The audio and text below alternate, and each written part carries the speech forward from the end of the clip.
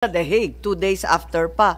Pwede niyong sagutin yung tinatanong ni Ambassador Delgra. Alam mo naman hindi mo kailangan ng certification, di ka naman kinakailangan mag-antay pa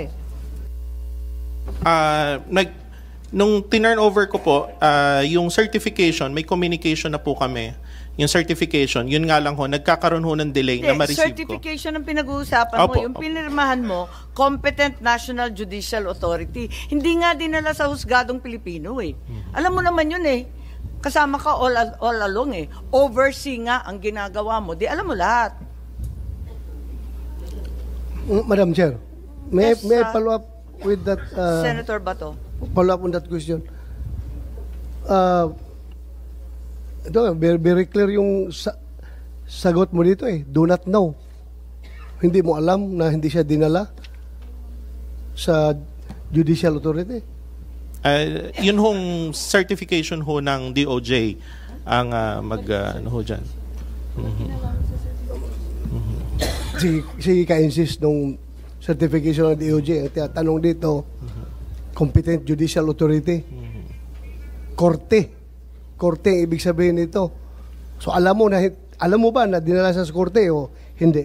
RTC Pasay or RTC Parañaque? Hindi ko po alam. Hindi mo alam? Hindi mo alam? Kasi yung tinatanong... Hindi, nandun ka, di ba? Sabi mo, ikaw nag-converse ang ano ko nga po dyan yung certification niya. Ngayon, yung wala naman to kinalaman sa certification. Dinala ba sa husgado o hindi? Hindi yes ko po No? alam. Hindi mo alam? Kasama ka the whole time hanggang sa Hague. Nandun ka sa... Oy, magsabi ka ng totoo. We're all under oath here. Yes, madam. So alam mo kung dinala siya o hindi? Hindi ko po alam. Kasi hindi paano naman ho ako... Paano hindi mo alam? Binantayan mo mula... Nung dumating mula sa Hong Kong, sa airport, dinala sa Villamor, dinala sa The Hague, kasama ko all throughout. Opo. Pag sinabi mong di mo alam, you are lying. You are lying. And nandun ka all the time Hindi mo alam na dinala siya sa korte? Hindi mo alam? Hindi ko po alam, Mr. Senator. May I clarify? I think we should ask Attorney Delgra. What do you think of the answer given that he was not aware of any information regarding the competent National Judicial Authority that he signed on to? Pwede bang mangyari yon, Attorney Delgra? I join the observation of Senator Bato that the Ambassador Lacanilao is lying. Kasi all he needs to know is whether the former president was brought out of Villamor and brought to a local court. We don't have to skirt and hide behind a DOJ certification to attest to the fact as to whether he was brought to a local court or not. He was there all throughout, as he has in fact admitted. So all he has to do is hindi po inilabas yung former president to be brought to a local court. I think that would have been sufficient for him to say. But he keeps on saying that he does not know. Kasi ang tamang sagot, no. Hindi po ba? Ang tamang sagot, no. At alam niyang no. Kailanman hindi dinala sa husgado. Tama po ba? I agree with that, Madam Chair, that the proper answer to this question would have been no. Thank you, Attorney Delgra. Ambassador Lacanilao? Yes, ma'am. Still, ma'am, yung nasabi ko po. You still didn't know, in spite of overseeing the entire operation for both the Interpol and the entire government of the Philippine Republic. Tama? Yes, Madam Chair. Hindi mo pa rin alam. Yes, Madam Chair, last chance mo, Ambassador Lacanilao. We are giving you the chance to say the truth. Opo. Hindi mo alam. Opo. Hindi mo alam na hindi siya dinala. Opo. Ikaw nag-oversee doon? Sa airport. Saan ka doon sa airport? Nandun ka sa picture? Doon ho sa tube. Tapos sa tube ka pa? Sa tube. Sumalubong ka doon sa aeroplano, sa tube. Hanggang dinala sa Villamor, kasama ka? Sa 250? Sa 250, umalis ho ako Saan ka pumunta? Doon ho sa likod. Kasi meron hong waiting area doon sa likod. Sa likod lang. Pero umalis. So, hindi na ho ako nag-intervene after nun Hindi mo alam na hindi siya dinala. Hindi po, hindi po. Madam Chair, I think this resource person is lying. Yes, that seems clear. Secretary Remulla, you wanted to add to the false testimony Ma'am, again, here. the form that was made to, that he was made to answer is an extradition form.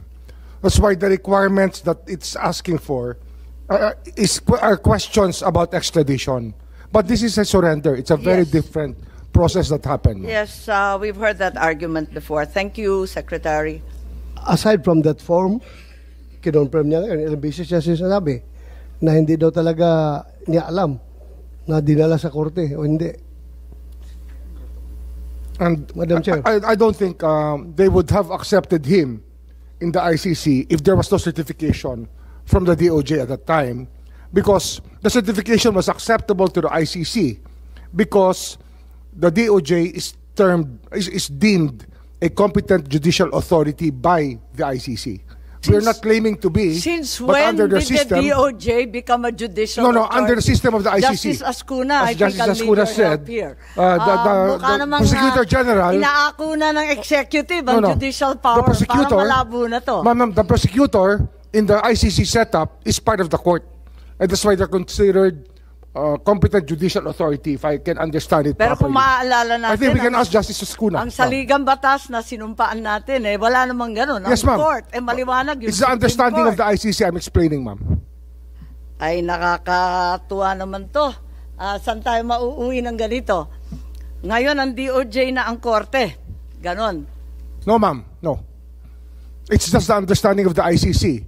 that Please the make up prosecu- your mind. Sabi mo, you have judicial power. No, we And don't have you're the judicial power. competent Don't put national judicial here we don't authority. put words into action that were not really said.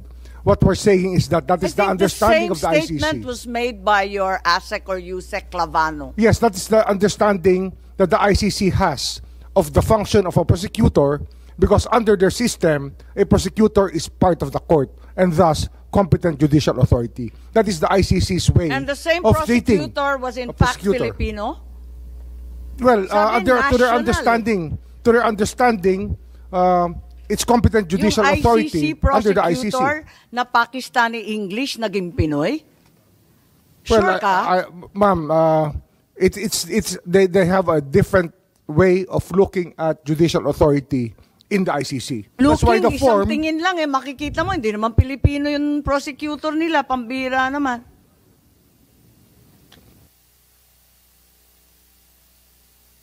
Madam Chair, I just would like to advise Ambassador Lacanilaw that, alam mo, kami dito, hindi kami nagsasite in contempt porque ayaw namin yung sagot mo.